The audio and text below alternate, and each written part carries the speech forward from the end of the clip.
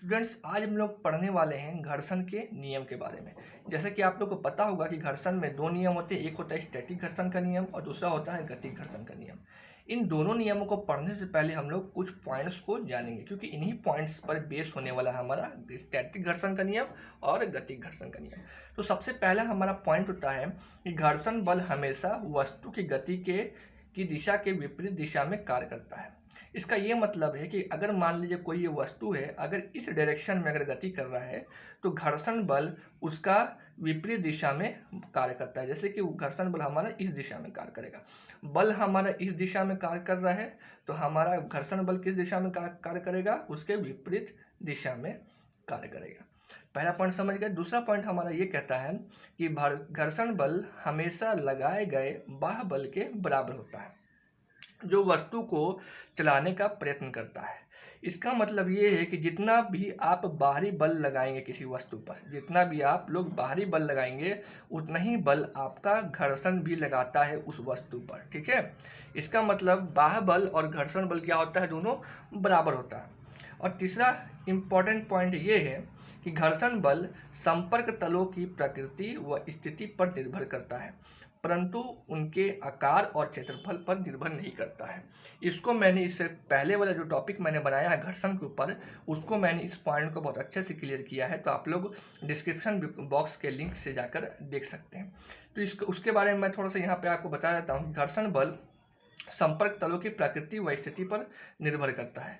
कोई भी बल जब हम किसी वस्तु पर लगाते हैं, जैसे कि कोई भी ये वस्तु है, उसका सतह ये है, इस पर हम किसी वस्तु को चलाने का प्रयास करते हैं तो इनके बीच में जो संपर्क तल होता है वहीं पर हमारा घर्षण बल लगता है।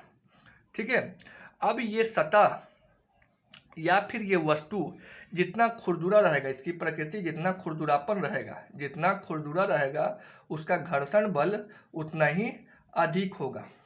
ठीक है, उतना ही घर्षण क्या होगा, अधिक होगा। और सतह जितना चिकना होगा, जितना सतह चिकना होगा उसका घर्षण उतना ही क्या करेगा, कम लगेगा।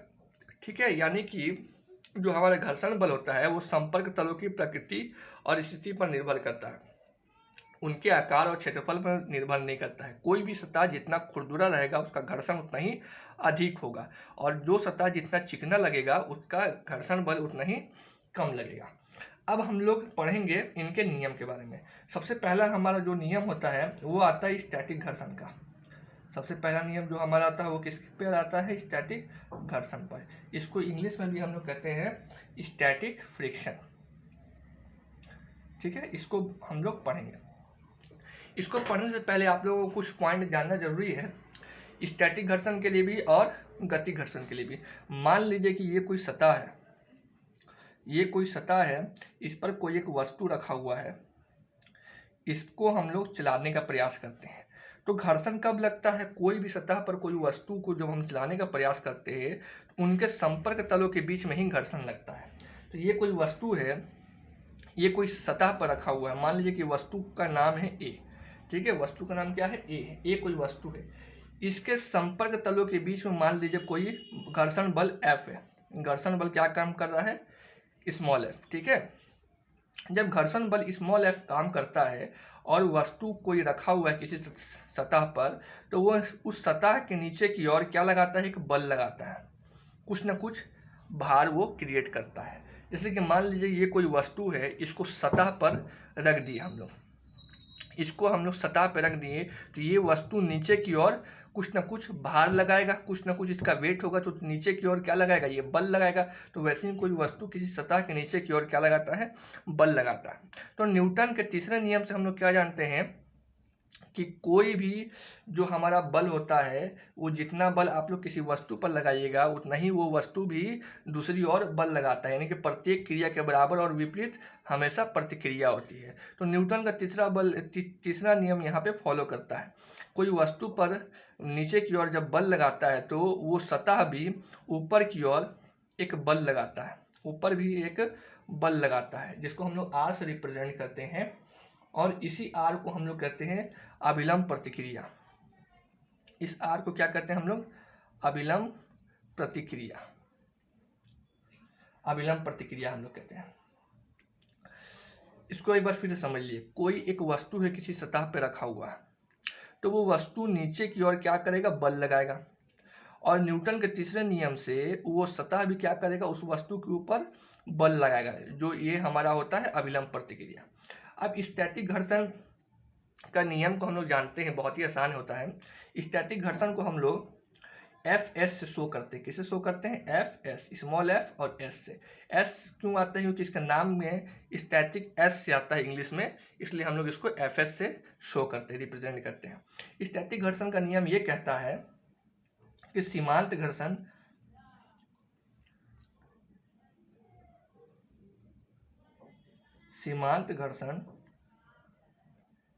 एफ एस का मान अभिलंब प्रतिक्रिया आर के अनुक्रमानुपाती होता है, अनुक्रमानुपाती होता है। यही हमारा स्टैटिक घर्षण का नियम कहता है।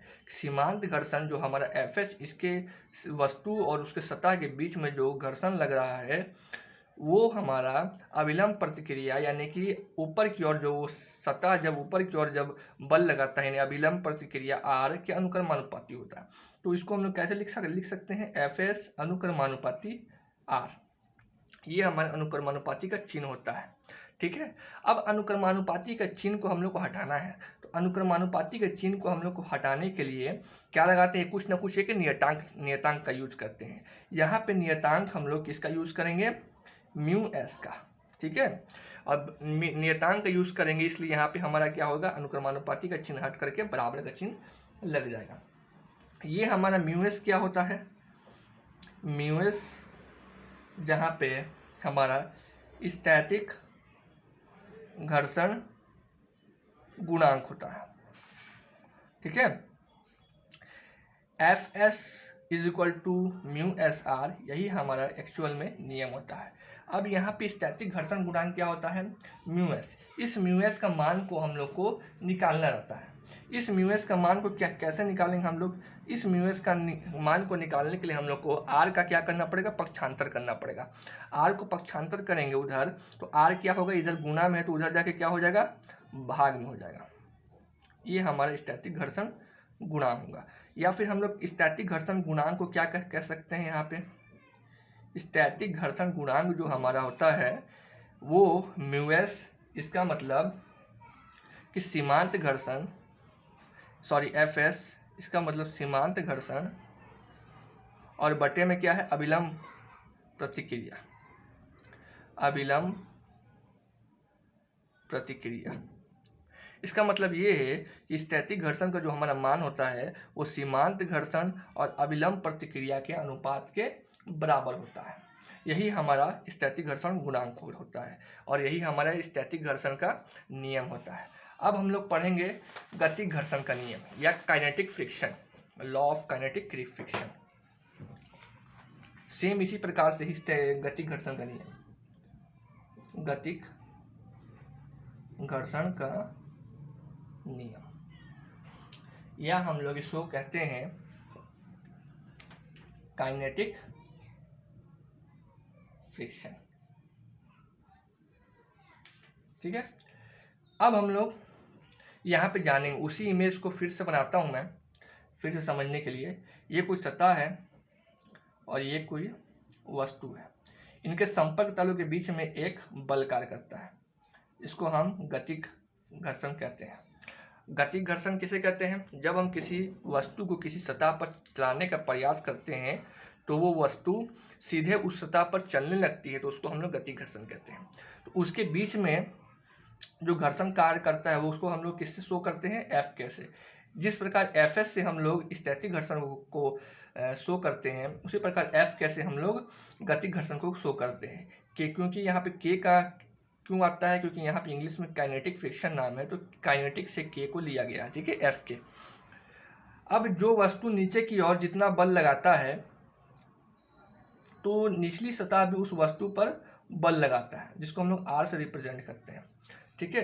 तो गतिक घर्षण भी जो हमारा होता है वो गतिक घर्षण का मान जो होता है अविलंब प्रतिक्रिया के अनुक्रमानुपाती होता है। अविलंब प्रतिक्रिया के अनुक्रमानुपाती होता है। इसका मतलब हम लोग इसको कैसे लिख सकते हैं, F के अनुक्रमानुपाती R। अब इस अनुक्रमानुपाती चिन्ह को हटाने के लिए, यानी कि बराबर का चिन्ह लगाने के लिए हम लोग क्या करते हैं, एक नियतांक यूज करते हैं। उस नियतांक को हम लोग कहेंगे म्यू के, जहाँ पर म्यू के का मान क्या होता है, म्यू के को हम लोग क्या कहते हैं, म्यू के को हम लोग कहते हैं गति के घर्षण गुणांक, गति के घर्षण गुणांक। और इस गति घर्षण गुणांक का मान क्या होता है, एफ के अपॉन आर हो जाएगा, क्योंकि आर का हम लोग इधर पक्षांतर करेंगे तो आर इधर गुणा में है तो पक्षांतर होने के बाद क्या हो जाएगा, भाग में चल जाएगा। या फिर हम लोग इसको क्या कह सकते हैं कि गति घर्षण जो हमारा गुणांक होता है, वो गति घर्षण गुणांक गति के घर्षण और अविलंब प्रतिक्रिया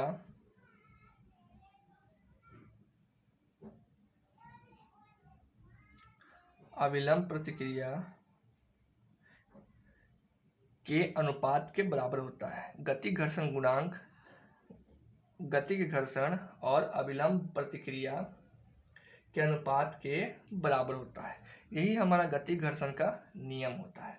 अब इन दोनों में डिफरेंस क्या होता है कि हमारा जो स्टैटिक घर्षण का जो मान होता है वो गति घर्षण के मान से ज़्यादा होता है। या फिर हम लोग क्या कह सकते हैं कि म्यू एस यानी कि स्टैटिक घर्षण गुणांक का मान गति घर्षण गुणांक के मान से ज़्यादा होता है। ये कभी कभी एग्जाम में पूछता भी है। ठीक है, तो आज के ये वीडियो यहाँ पे समाप्त होता है। वीडियो अच्छा लगा हो तो लाइक और सब्सक्राइब जरूर करें, और हमारे पिछली वीडियो में जाके घर्षण को भी अच्छे से देख सकते हैं। तब तक के लिए आप लोग पढ़ते रहें। जय हिंद, बाय बाय।